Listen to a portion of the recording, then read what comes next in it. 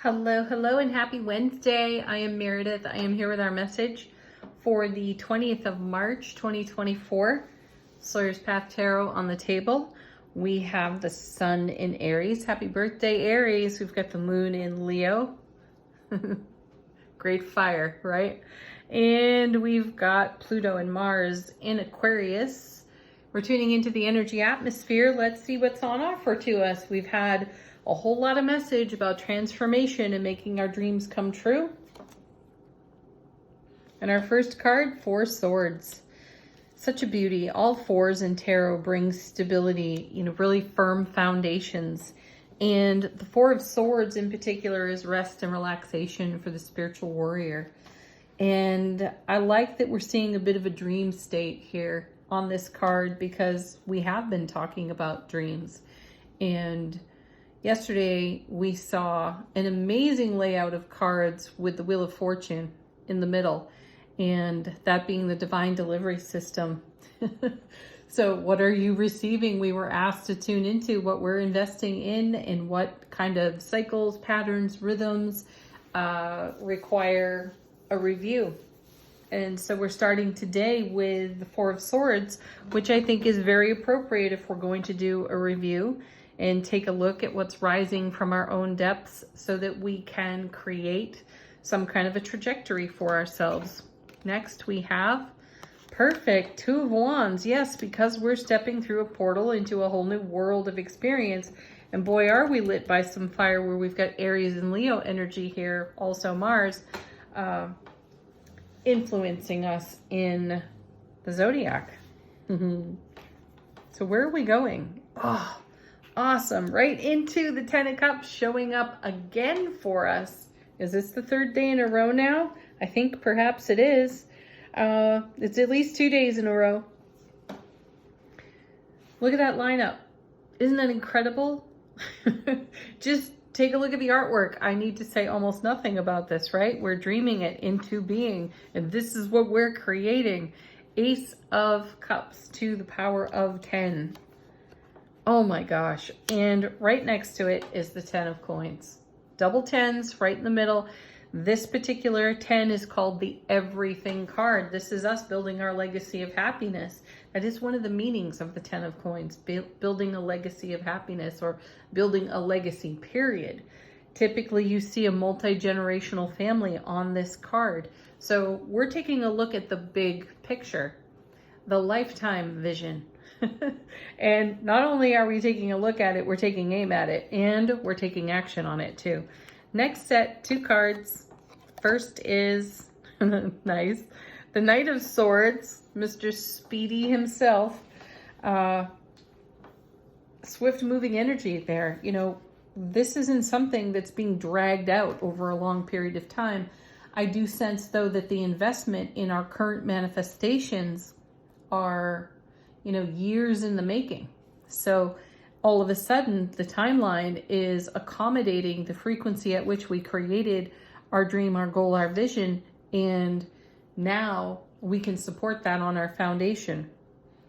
So it's coming in rapidly through that Knight of Swords, which is paired with, look at this, the moon. We had this as our first card in yesterday's reading, and we were talking about how things are rising up out of our depths, which I really do sense is indicative of how some of our grander manifestation visions are now coming into being. And if I recall correctly, I think we had an Angel Answers card that was within the next few weeks, meaning this energy is really profound and active for us for the next few weeks. And, we have an eclipse coming soon in April. So we do want to be in consideration for the rare and uncommon energy available to us so that we can make an investment that is in keeping with the frequency at which we exist now, so that we do continue to layer upon layer our legacy of happiness and fulfillment. Let's see what's on the bottom of the deck. How is the universe supporting us from behind the scenes? Our first card is 6 of Wands, success, which here with the 2 makes the 8. So more swift moving energy, communication, information, unification. The Eight of Wands brings the message of how things are woven together. Oh my gosh, seriously, look at that. Now that is some card witching, and there's the Eight of Wands right after the Six. I love these cards. So it's like the Eight of Wands showing twice here. More dynamic energy coming in. This could be a channeled intuitive message. You know, we've seen the High Priestess. We've seen the Queen of Cups this week as well. Our intuitive dial is turned all the way up, and this is worthy of our attention. And then we have the Knight of Wands. I can't get over this. This is just, that's awesome. Anyway, what I like about this particular Knight of Wands, if you can see, he's got a sight line. We were talking about trajectory, and we're looking at the bigger picture here, as mentioned. So there's some confirmation, and we're going about the fulfillment of our vision with great passion. You know, he's also considered kind of a, I don't want to call him an unreliable knight. He's not unreliable, but his route is not direct. It's kind of serpentine, and he's easily distracted. And I like that he's got a sight line here, because it means that he's being attentive to the vision. And so are we. Next, we have another 4. Excellent. And it's the 4 of coins. This card is called the Miser in Tarot. As if, you know, we've got coins we don't want to spend. These are coins that are of great value to us. So we are in recognition. So is that Queen of Cups from yesterday. She recognizes that there is something of value emerging, right? And here we are holding something of value. And it's not that we're being miserly about it. We're not in a space where we're unwilling to share. It's more that we are allowing the environment to be supportive of what we are sharing. And we're witnessing that the environment is indeed supportive with these 2 tens right in the middle of the reading. One more. Perfect. The Lovers. So there's another message of unification. This card is harmonized masculine and feminine, divine masculine, divine feminine energies in harmony, in unity. And it is from this space that we make wonderful decisions. We've got the big, big, beautiful sunshine illuminating this card, shining down on what we have embraced within self and what we are in development with. And we're seeing things come together with the Eight of Wands mentioned twice in the reading.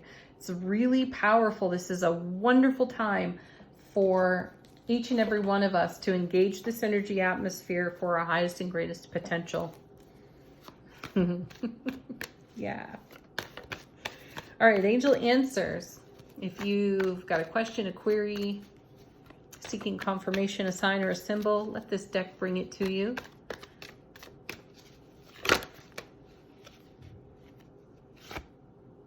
Ask for help from others. For me, that's a talk to your bestie kind of card. The people that we know, love, and trust. Our own personal cheerleading squad. You know who they are. Wow. Ask for help from others and listen to your intuition.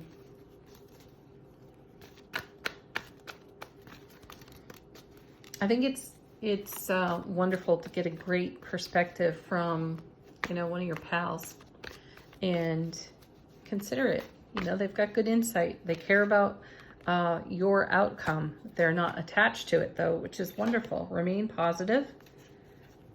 Listen to your intuition, remain positive, have good chats with your besties, your tribe, and talk about the things that excite you, that light your fire here.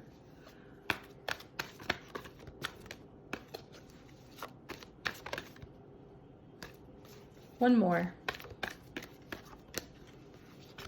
Here we go. Oh, nice. Look for a sign, and let go fell out with it. So that's great. No problem when it comes to looking for a sign. They're going to be absolutely everywhere, easy to recognize for you. Pay attention to your intuition. Final word on the reading from angels and ancestors. How is our soulful presence informing our waking consciousness?